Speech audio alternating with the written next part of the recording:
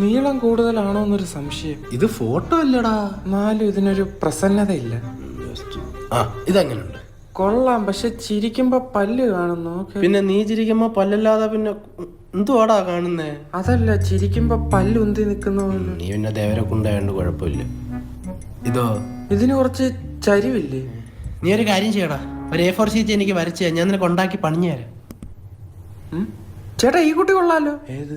ഇത് എവിടെയോ കണ്ട പോലെ. നമ്മുടെ കൊട്ടാരക്കരയിലുള്ള സുഗന്ധി, കൊട്ടാരക്കര സുഗന്ധി. അവര് സാമ്പത്തികപരമായിട്ടൊക്കെ എങ്ങനെ? പിന്നെ ഇവര് സാമ്പത്തികമായിട്ടൊക്കെ ഭയങ്കര. രാവിലെ അച്ഛൻ റബ്ബർ എത്താൻ പോകും. ഇവര് കുടുംബപരമായിട്ട് ചെത്ത് ഫാമിലി അല്ലേ. എന്നാ നമുക്കൊന്ന് ആലോചിച്ചാലോ? എഴുന്നേറ്റാടാ.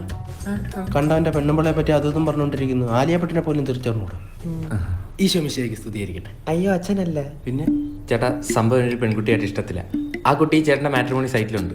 അപ്പൊ ചേട്ടാ ഒന്ന് വീട്ടുകാരായിട്ട് സംസാരിച്ച് ശരിയാക്കി തരണം. അല്ല, അതിപ്പോ നിങ്ങൾക്ക് നേരിട്ട് സംസാരിച്ചാ പോരെ? അതാട്ടാ പ്രശ്നം. സംഭവം ഒരു അഭിനയമോഹിയായിരുന്നു. അപ്പൊ കഴിഞ്ഞ ക്രിസ്മസിന് ഒരു സിനിമയിൽ അഭിനയിച്ചു. പക്ഷെ പടം റിലീസായപ്പോ അതൊന്ന് ആയിപ്പോയി. അപ്പൊ അതാ കുട്ടിയുടെ അച്ഛൻ കണ്ട്. ഏതോടോ? Vanilla cake. അതാ ഞാൻ ഇവനെ എവിടെ കണ്ടിട്ടുണ്ട്. അപ്പൊ ഓണത്തിന് മുമ്പ് ചേട്ടൻ എനിക്ക് കല്യാണം നടത്തി തരണം. ഓണത്തിന് മുന്നേ? ഓണത്തിന് എന്റെ അടുത്ത പടം ഇറങ്ങുവേ. അതേത് പടം? അടപ്രഥമൻ. ഒരു കാര്യം ചെയ്യാം, ഓണത്തിന് നിന്നെ മറ്റേ അടപ്രഥമ ഇറങ്ങത്തില്ല? അതിറങ്ങും. അപ്പൊ അതിന്റെ റിവ്യൂ അറിഞ്ഞിട്ട് നമുക്ക് ആലോചിച്ചാ പോരെ? മതി. മോനിപ്പോ ചെല്ല്, ആ കണ്ണാടി എടുത്തു പോയി ആരും കാണിക്കാൻ കൊണ്ടുപോണേ.